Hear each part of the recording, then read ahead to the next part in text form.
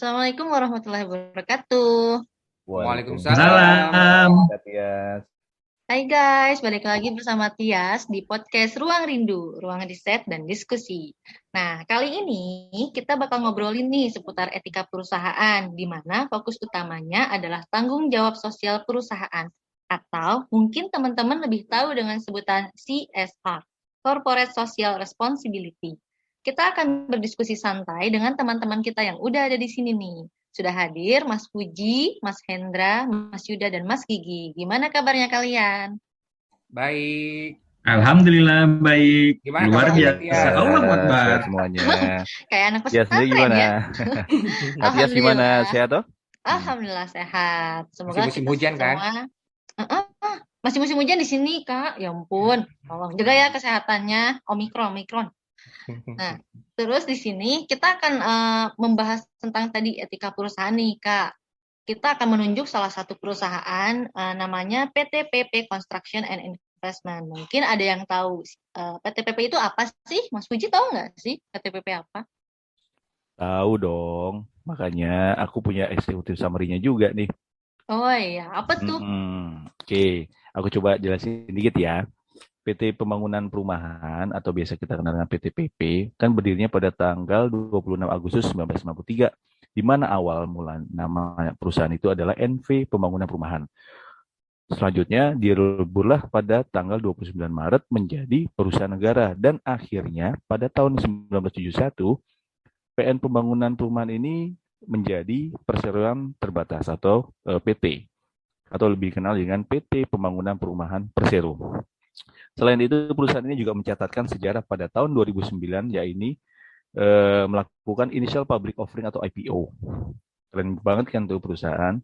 Selain itu perusahaan ini juga punya beberapa solusi. Saya mungkin agak jelasin dikit ya solusinya. Jadi solusi yang dari PTPP ini adalah maksud dan tujuannya adalah turut serta melakukan usaha di bidang industri konstruksi, engineering procurement and construction atau EPC, perdagangan, pengelolaan kawasan, layanan jasa, peningkatan kemampuan di bidang konstruksi, jasa engineering dan perencanaan, pengembangan, serta optimalisasi pemanfaatan sumber daya perusahaan untuk menghasilkan barang dan jasa yang bermutu tinggi dan memiliki daya saing yang cukup baik. Wih, keren banget memang tujuannya bang perusahaan ini.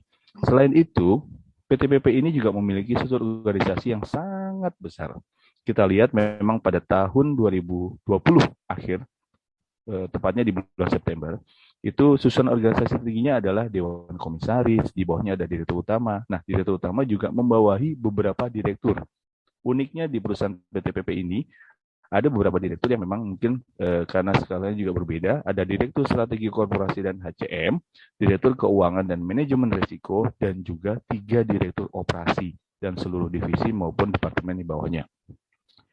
Selain itu, perusahaan ini juga memiliki segmentasi pasar jelas sekali. Kalau yang namanya perusahaan BUMN itu pasti pasarnya adalah minimal pemerintah dan perusahaan di BUMN. Selain itu juga menyasar di swasta serta masyarakat. Kalau kita lihat memang perusahaan ini atau PTPP ini pertama kali melaksanakan proyek pembangunan komplek perumahan pejabat PT Semen Gresik Tbk yang merupakan salah satu anak perusahaan Bapindo.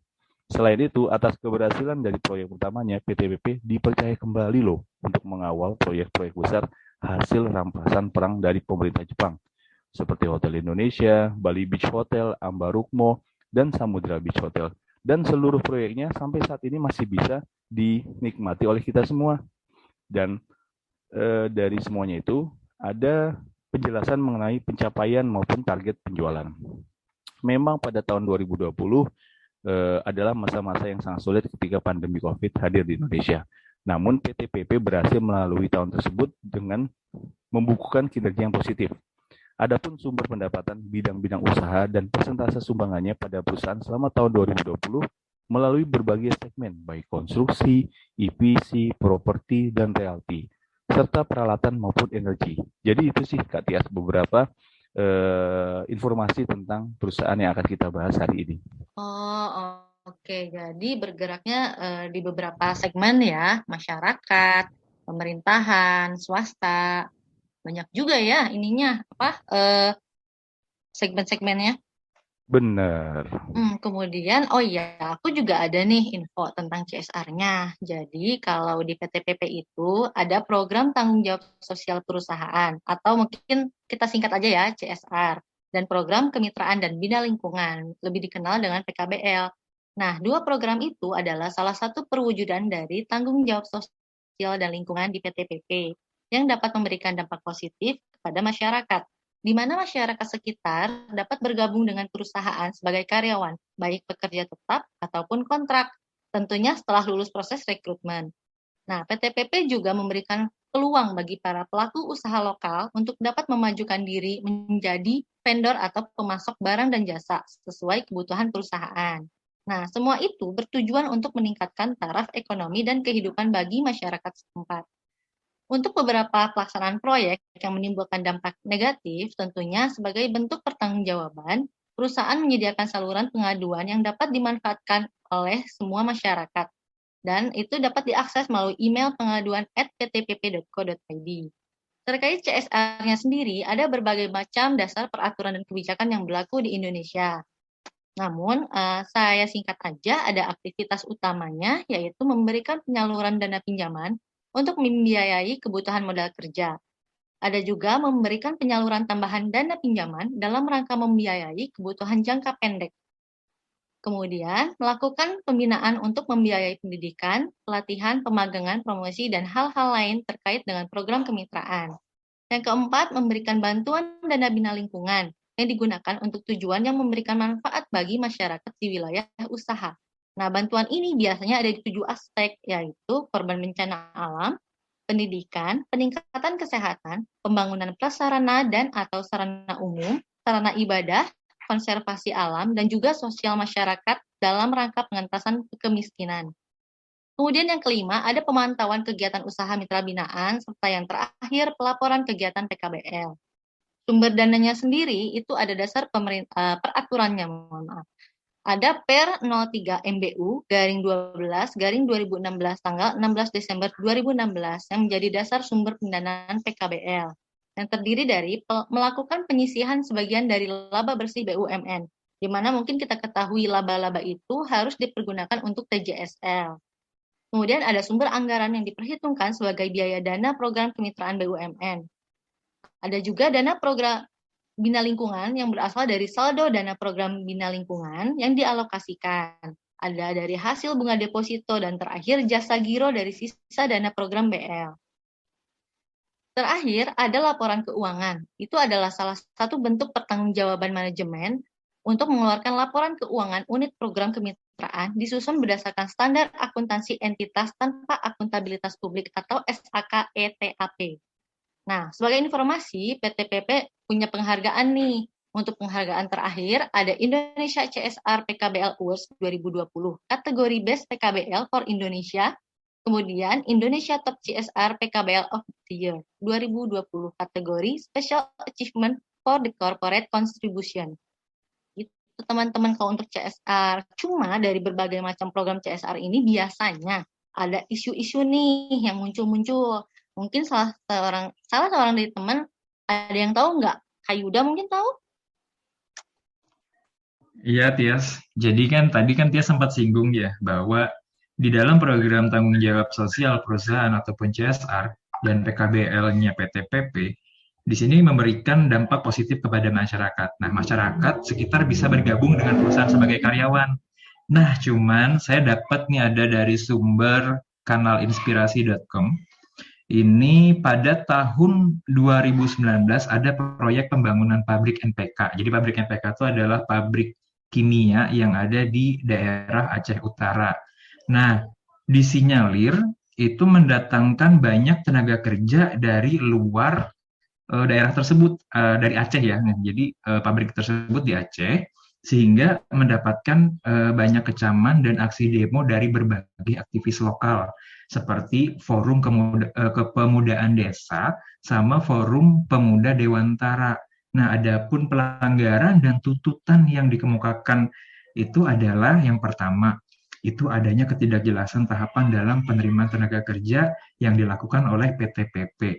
Kemudian yang kedua, itu adanya dugaan praktik curang dalam hal penerimaan tenaga kerja luar daerah. Kemudian yang ketiga, ini ada tuntutan atau ada permintaan itu dari forum-forum tersebut itu adalah agar dilakukan evaluasi terkait penerimaan tenaga kerja dengan mengutamakan tenaga kerja daerah setempat. Nah, terus kemudian yang kedua, seperti yang kita ketahui bahwa PTPP ini adalah badan usaha milik negara di bidang konstruksi, yang mana badan usaha tersebut memiliki kegiatan yang sedikit banyak pasti berdampak pada lingkungan hidup. Nah, isu yang selalu ada dari tahun ke tahun itu adalah terkait efek dari proyek-proyek pembangunan dari perusahaan tersebut. Antara lain, yang pertama, ini saya juga ngutip dari berbagai sumber ya, seperti Kalianda News, kemudian ada Semarang Bisnis, barindosulut.com, sama Sulut Times, termasuk juga dari Ibu-Ibu Gibah. Yang Banyak pertama, ya sumbernya. tahun 2017 nih, ada proyek pembangunan JTSS atau proyek pembangunan jalan tol Trans Sumatera yang berdampak pada kerusakan jalan umum yang dilintasi kendaraan proyek tersebut.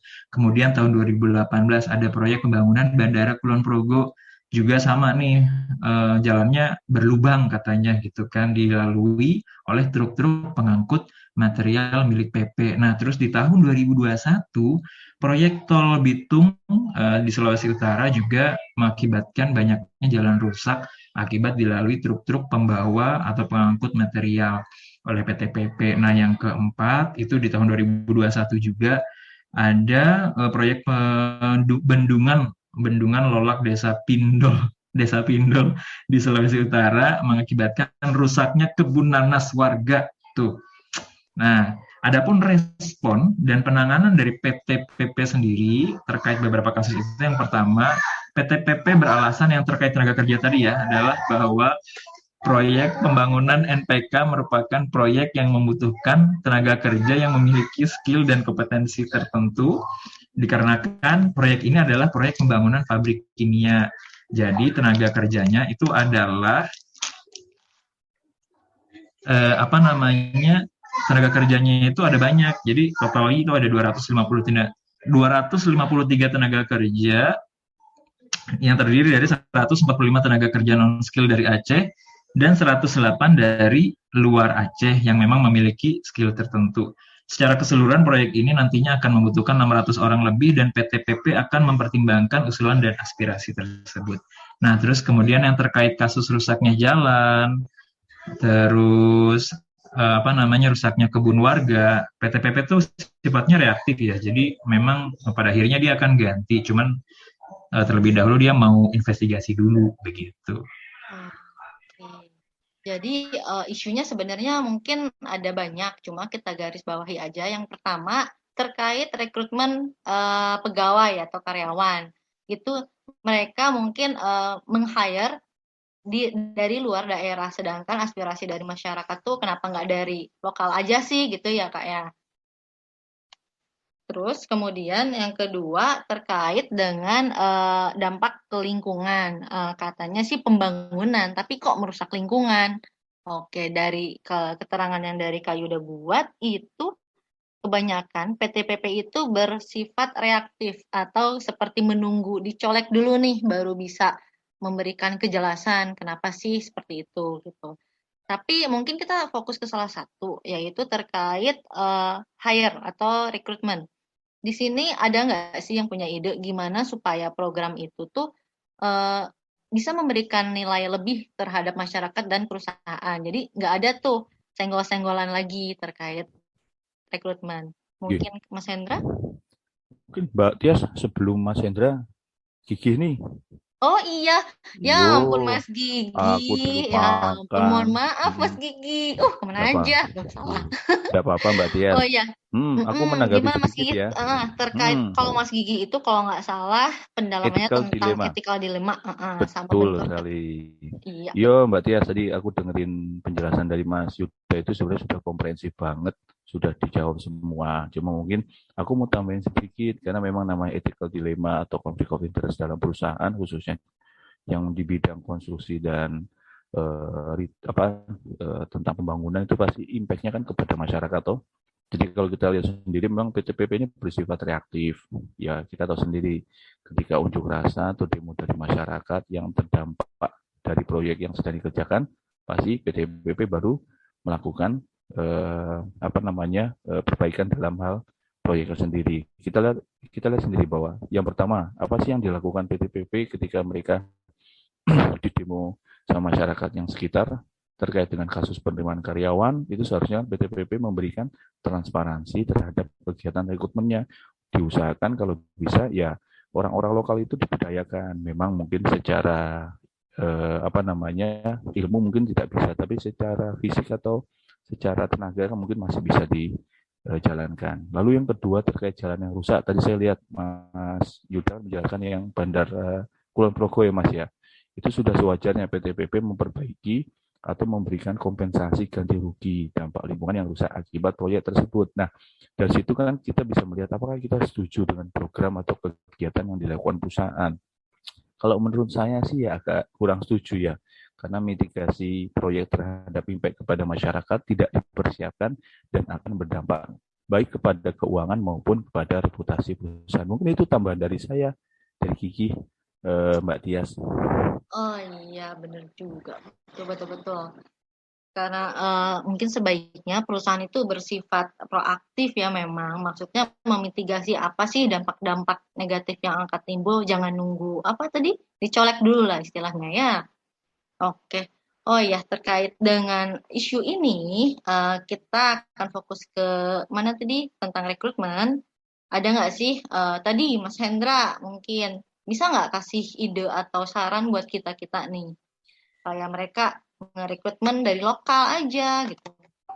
Iya, Mbak Tias, makasih. Kayak menarik sekali tadi pembahasannya ya. Kalau lihat dari program CSR-nya PP tadi kan emang ada yang bidang pendidikan juga. Kemudian isunya juga tadi terkait dengan tenaga kerja.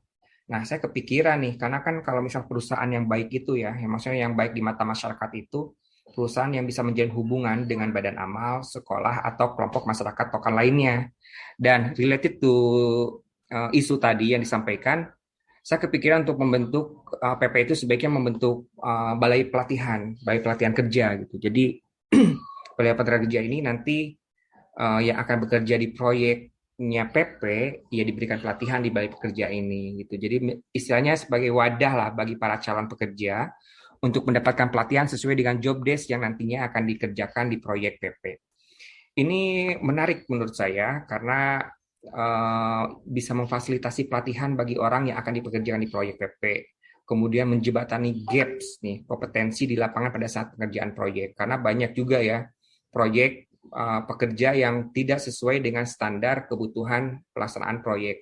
Nah, dengan adanya balai pelatihan ini minimal kan sudah terpenuhi dan orang-orangnya ini kita rekrut bisa dari seluruh Indonesia. Jadi pada saat kita bangun di Kalimantan misalnya, ya kita prioritaskan orang Kalimantan yang sudah mendapatkan pelatihan di balai pelatihan kerja ini. Ini selain bermanfaat bagi perusahaan tadi ya, karena mendapatkan tenaga kerja sesuai dengan kebutuhan, kemudian juga meningkatkan citra perusahaan di mata masyarakat nih. Tapi untuk peserta sendiri, dengan balai pelatihan kerja ini kan meningkatkan kualitas ya, otomatis, karena kan dapat pelatihan dari yang ahlinya. Kemudian mendapatkan pelatihan juga sesuai dengan best practice yang benar-benar nanti akan dipakai ilmunya gitu. Kemudian bisa juga menciptakan peluang pada saat nanti yang bersangkutan misalnya sudah tidak bekerja di proyek PP, dia sudah dibekali ilmu yang mumpuni. Dan perlu dikasih catatan bahwa pelatihan ini juga gratis bagi para peserta tersebut.